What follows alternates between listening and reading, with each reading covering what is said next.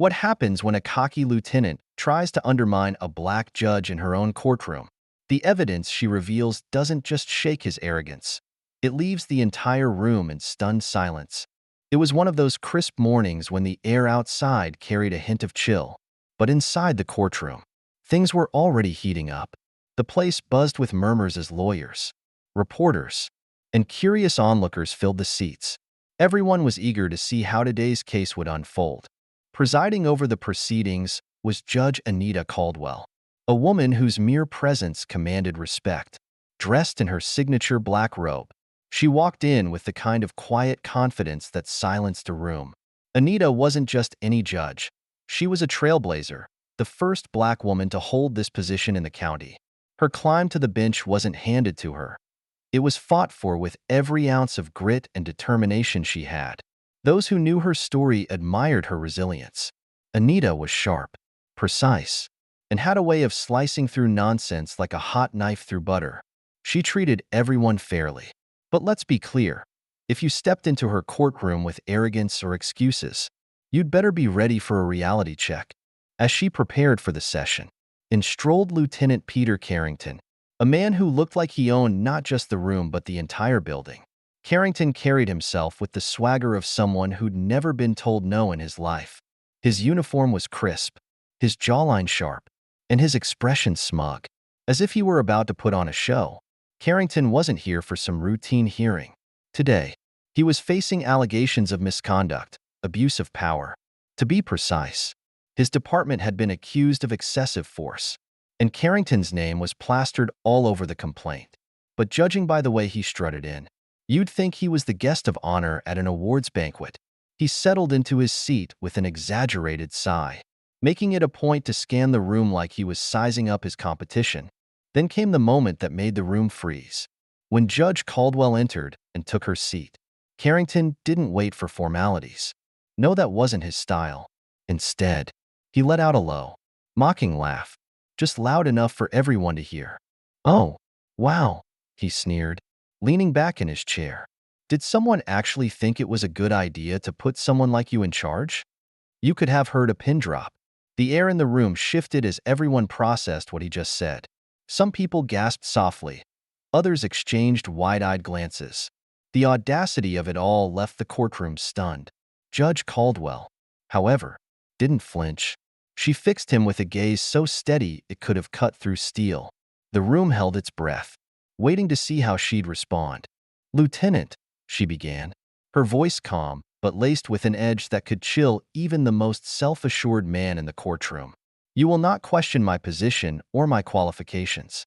You are here to answer for your actions. I suggest you start acting like it." For a moment, there was silence, but Carrington, clearly not the type to back down gracefully, leaned even farther back in his chair and crossed his arms. His smirk grew wider as he interrupted her. "Well, by all means," he said, his tone dripping with sarcasm. "Let's see how you plan to handle this." The tension in the room skyrocketed. You could feel the collective unease of the crowd. Lawyers shifted uncomfortably in their seats. Reporters scribbled furiously, and the cameras zeroed in on the two figures at the center of this brewing storm. Anita's expression remained steady, but inside, she knew this was no ordinary case. Carrington wasn't just an individual problem. He was a product of a system that believed it was untouchable. She was determined to prove otherwise. The courtroom was thick with tension as the proceedings dragged on. Judge Anita Caldwell, unshaken and unyielding, continued to dissect Lieutenant Carrington's claims like a surgeon working on a particularly tricky case. Her questions were sharp, deliberate, and left little room for escape.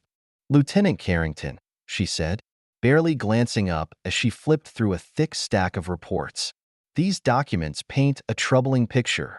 You claim your actions were justified, yet I see no evidence to support that. Where are the facts?" "Sir?" Carrington, who had been sitting with his arms crossed and his trademark smirk plastered on his face, leaned forward slightly. "Well, Your Honor," he drawled, as if the words were too heavy to bother with. "I don't exactly have time to explain my work to people who don't understand its nuances." The audacity of his tone landed like a slap across the room. A murmur rippled through the crowd, lawyers whispering behind cupped hands, members of the press scribbling furiously, and a few spectators exchanging incredulous looks. But Judge Caldwell wasn't fazed. She lifted her gaze and pinned Carrington with a stare that could have stopped a moving train. Her voice was steady, almost calm, but with an undercurrent of authority that silenced even the loudest whispers. "In this courtroom," she said, her words precise and deliberate, "you are required to answer questions. Or would you prefer the court to draw its own conclusions from your silence?" For the first time, a flicker of something crossed Carrington's face, annoyance, maybe even doubt, but it was gone as quickly as it appeared. He adjusted his tie and leaned back again, this time with a noticeable tension in his posture. Recognizing the heat, Carrington decided to pivot. "Your Honor, I'd like to call a witness," he announced with the confidence of someone who thought he still had the upper hand. "Very well," Judge Caldwell replied coolly, gesturing for the bailiff to proceed. The witness, a young officer named Daniel Morris, shuffled nervously to the stand. Morris was clearly uncomfortable, his hands fidgeting as he glanced nervously between Carrington and the judge. The power dynamic in the room shifted as soon as he opened his mouth. At first, Morris's testimony was hesitant, filled with vague statements that seemed rehearsed. But under the firm, unrelenting questioning of Judge Caldwell, the cracks in his story began to show. "Officer Morris," she said, her tone as sharp as a blade, "you're under oath. Do you understand the consequences of withholding the truth?" "Yes, Your Honor," Morris stammered, a bead of sweat forming on his forehead. "Then answer this. Were you instructed to alter reports related to this case?" There was a pause, a long, excruciating silence that seemed to stretch for miles. Finally, Morris broke. "Yes," he admitted, his voice barely above a whisper. "Lieutenant Carrington told me to change the reports. He said it was necessary." The room erupted. Gasps, whispers, and the sound of furious typing from the reporters filled the air. Cameras zoomed in on Carrington's face, which had lost its earlier smugness. His expression was a mix of disbelief and barely contained rage. Judge Caldwell raised her gavel, restoring order with a single commanding gesture. "Thank you, Officer Morris. You may step down."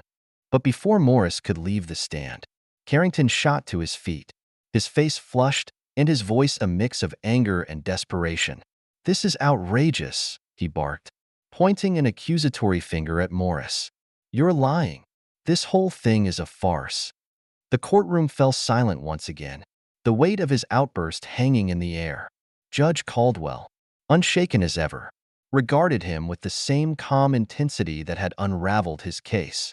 "Lieutenant Carrington," she said, her voice carrying the finality of a judge who had seen and heard it all, "this court will not tolerate further disruptions.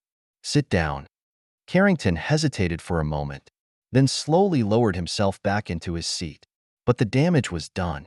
His tantrum had only solidified the growing doubts in everyone's minds. As the session adjourned for the day, the courtroom buzzed with speculation. What else was Carrington hiding? And how far would Judge Caldwell go to uncover the truth? The tension was palpable, and the drama was far from over.